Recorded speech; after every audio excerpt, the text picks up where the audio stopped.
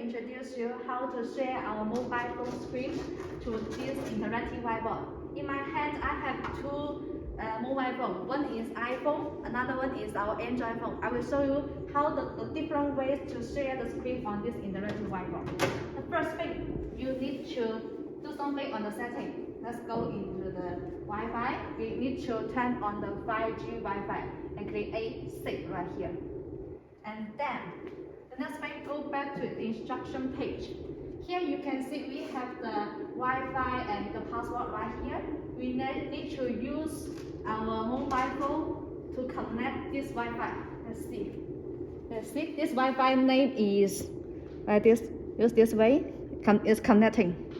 Then we need to download the application on Android phone. This one is for Android phone user.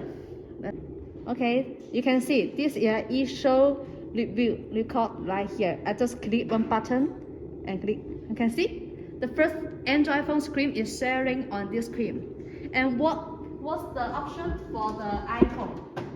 Then turn on your iPhone and this page mirror screen and share.